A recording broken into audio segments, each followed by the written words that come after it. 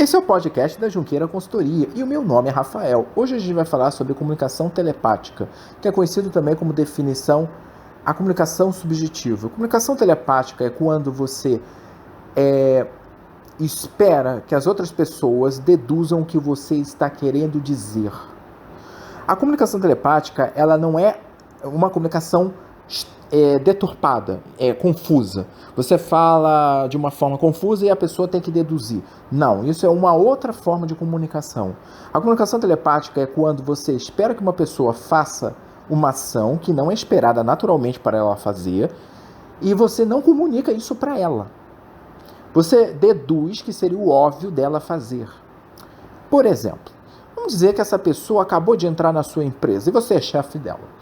E a pessoa, ela tem a mesa dela e é claro que pela questão mais clara é que quando ela terminar de utilizar tudo no final do expediente, a mesa esteja totalmente arrumada e o espaço onde ela trabalha esteja totalmente higiênico, né, limpo. Isso é o que se espera basicamente. Mas vamos dizer que ela acabou de chegar, é aquele primeiro dia, e no segundo dia você já vai, chama a atenção da pessoa e fala, olha, você tinha que ter levado as caixas para o depósito. Só que ninguém disse isso para ela. Tinha umas caixas embaixo da mesa dela. Para quem é novo na casa, mexer nas coisas dos outros não parece muito educado. Se é óbvio que você vai mexer na mesa, é óbvio que você tem liberdade de mexer na mesa. Então, é também óbvio que você tenha que arrumar a mesa, porque é um espaço que você vai trabalhar. E é um espaço que fica do lado das outras pessoas e elas querem também ter uma organização. Isso é um respeito coletivo.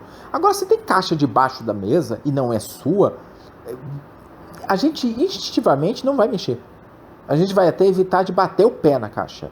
E se a pessoa no dia seguinte te cobra isso, mas não te pediu isso, como é que fica? É aí que grande problema dá com a comunicação telepática.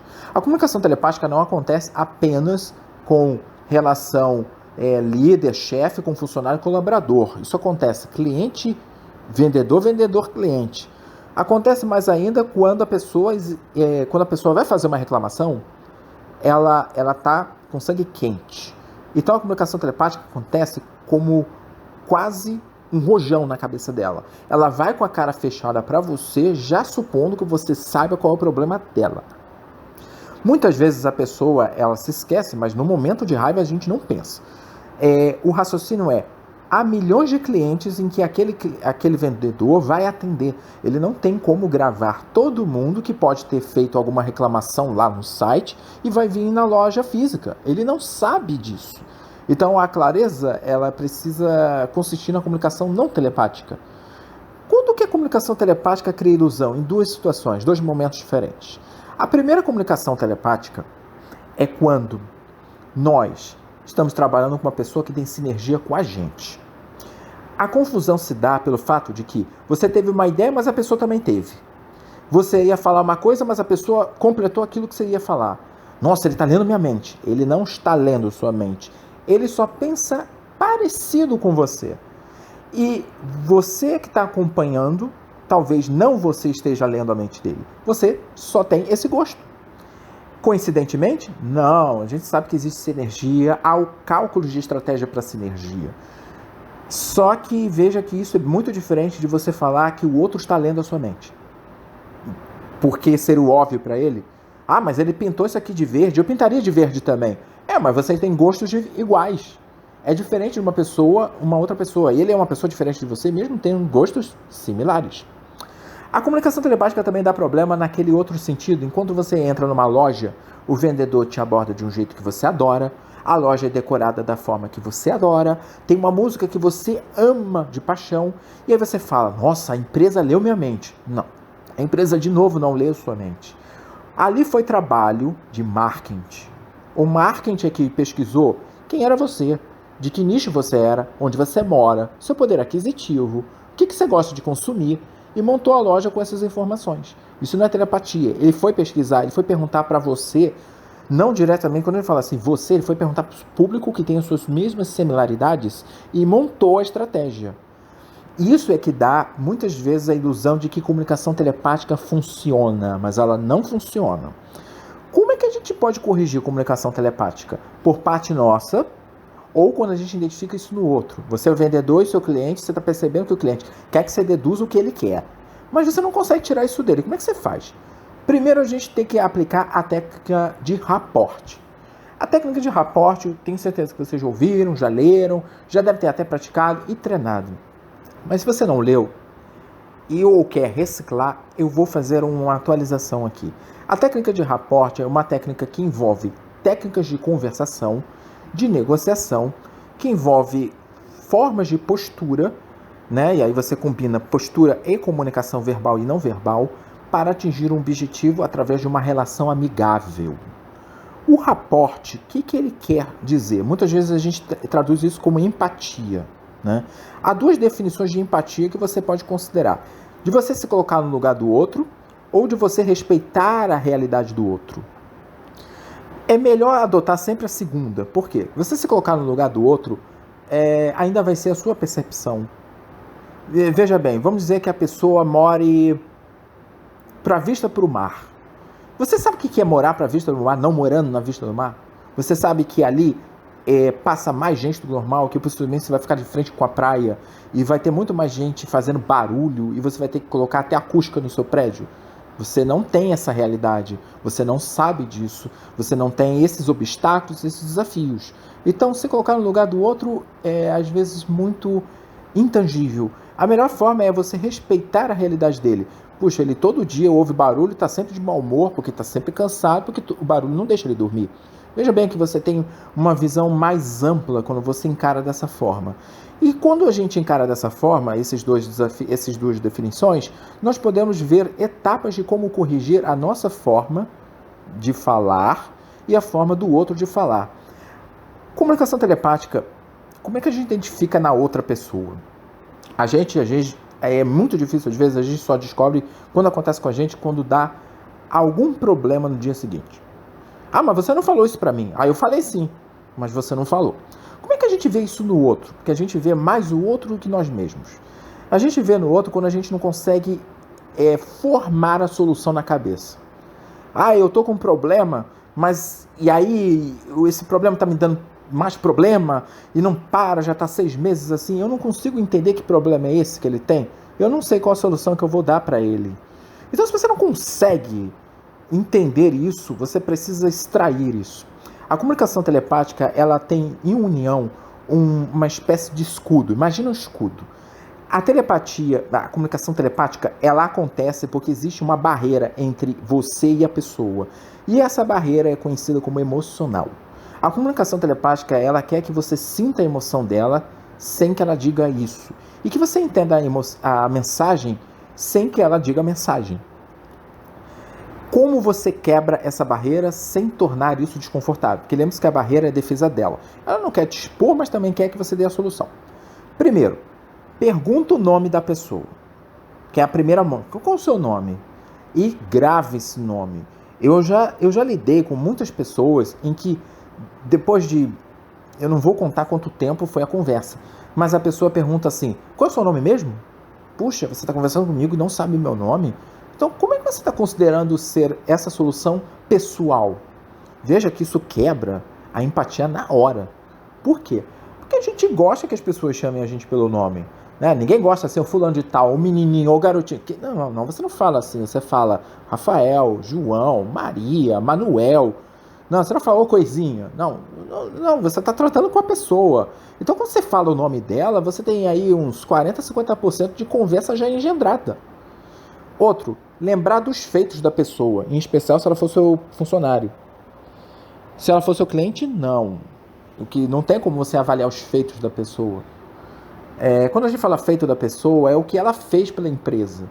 Então, se você lembra o nome da pessoa e lembra do que ela fez pela empresa, isso faz com que ela se sinta parte da empresa. Puxa, eu faço parte da equipe. Então ele tem consideração, ou ela tem consideração por mim. Se a pessoa tem essa visibilidade, ela vai se esforçar muito mais. E isso faz com que ela se esforce mais ainda a ter cuidado no que ela, inclusive, fala. Ela não vai se comunicar telepaticamente mais. Ela vai se comunicar expressivamente, de forma que você entenda aquilo de forma didática. Você não vai sair dali sem problemas. Mas se você não se lembra do nome dela, nem sabe que ela existe, Ah, você é o fulano de tal que eu promovi? Eu já vi isso acontecer em empresa. Chefe esquecer que promoveu uma pessoa por causa daquele requisito que ele disse que ia. Eu vi isso acontecer. E vi essa mesma pessoa, esquecer o nome dessa pessoa. Sabe, você não vai ter nenhum respeito para esse chefe. Ele não é chefe, nem líder. É só uma pessoa que está ali na sala do chefe. Dizer mais você. Quando a gente fala você, sabe, não é eu, nós, é você. Isso não é em substituição do nome. Ah, esqueci o nome da pessoa, vou falar você. Não, você vai falar você e o nome. Manuel, você sabe muito bem. Aí você discorre lá com o seu discurso. E lembre-se de que no você, quando é referente geralmente ao seu funcionário, você sempre atribui as coisas que ele tem de feito. Lembra do feitos? Então, você conseguiu chegar até aqui, batalhou, se esforçou, você descobriu novas maneiras de aperfeiçoar o nosso trabalho. Eu vejo que esse reconhecimento faz com que a pessoa, puxa, eu vou ouvir mais o que ele tem a dizer. Ela fica mais atenta. Se ela está mais desatenta, ela vai voltar o olho para você e a respiração dela vai ficar pausada, porque ela vai ouvir tudo que você tem a dizer. O outro ponto é ouvir ela.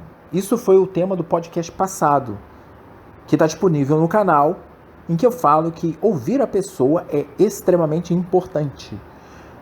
Ouvir a pessoa não é apenas ouvir a pessoa, é tentar evitar reagir com uma resposta. A pessoa vem, eu tenho um problema, mas já tenho a solução aqui, A, B, C e D. Pera, a pessoa não disse problema nenhum ainda. Ela anunciou que tem um problema. E você precisa esperar saber qual o problema que aflige ela. Quando ela explicar tudo, você tem a chance de criar a solução. E com certeza a solução será mais direta, em vez de você citar 1000 planos. Isso é ouvir uma pessoa. Olhar para a pessoa. Isso eu também disse no podcast passado. Você não tem que olhar para a janela, para o tablet, para o celular, para o teto. É para a pessoa. Olhar para a pessoa faz com que ela tenha um contato direto. Quando você não está olhando para ela, a comunicação telepática, ela acontece naturalmente, porque se ela não está olhando para você, ela está fazendo um monólogo. Se ela está fazendo um monólogo, ela não está falando com ninguém. Se ela não está falando com ninguém, qual é o problema de falar uma comunicação telepática? A intenção dela vai ser, você não vai resolver? Mas vou resolver o quê? Você não disse ainda. Mas você não está me vendo aqui parado com essa cara? Será que você não entende que eu estou nervoso? Mas eu não sei porque você está nervoso. Você não ouviu nada que eu falei? E aí vem um outro problema, é o conflito da confusão de comunicação, em vez de ser resolvido o problema que originalmente a levou até lá. Evite distrações. É muito comum numa reunião de cliente, tanto o cliente como a pessoa que está fazendo, tá? Mas o cliente a gente consegue gerenciar. É só não deixar nada na mesa que ele possa mexer, que ele já não tenha trazido. E a gente vai falar, pode deixar a sua bolsa ali do lado na cadeira, porque vai deixar de ter distrações. Ele não vai precisar tirar uma caneta e ficar batendo na mesa. E nem você. Na mesa que você tem que ter é você, a mesa, ele e os braços nela. O resto é dispensável. Mas eu quero gravar, então coloca o gravador do lado, que você não tenha que mexer nenhuma vez. Mas eu tenho que ficar olhando se está gravando. Se você precisa olhar que está gravando, troca de gravador. Esse gravador não é bom. A distração, ela é tudo para destruir a comunicação. Seja ela telepática ou não, tá? Eu digo porque a telepática, ela na verdade é nociva a longo prazo. Mas eu digo que qualquer comunicação que você queira estabelecer, ela vai se quebrar pelo fato da distração ocorrer. A distração não é o fato de você olhar para o lado. A distração é uma falta de respeito, na verdade. Quando você olha para o lado, você está ignorando a pessoa à sua frente. Mas eu estou ouvindo. Você pensa que está ouvindo. Mas lembre-se do que eu vou falar. Se você fechar os olhos, você vai conseguir compreender melhor até o que ela está falando. Se você olhar para o lado ou para qualquer coisa, os seus olhos, a sua visão vai ocupar parte do que você deveria compreender com os ouvidos, com os olhos. A nossa visão capta mais conteúdo e nos prende mais atenção pelo visual do que somente pela nossa audição.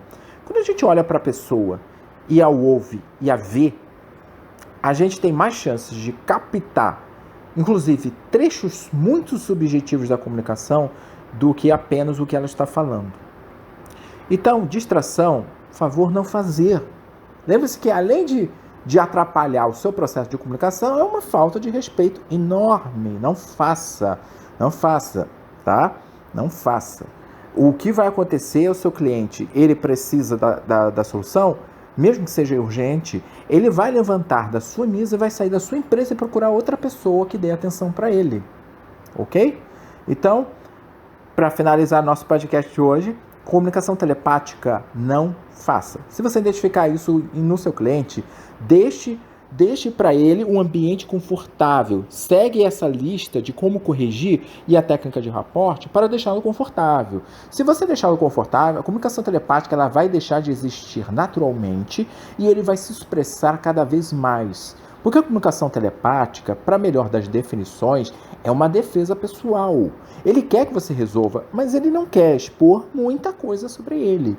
Se você deixa claro que você é confiável, que você entende, que você vai ouvi-lo, ele vai abrir a possibilidade de ficar mais livre com você, a comunicação telepática não vai ser mais necessária e ele vai ter uma comunicação comum com você. Ele vai falar tudo o que ele precisa sobre aquele fato.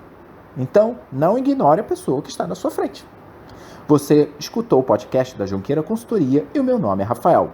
Muito obrigado e até a próxima.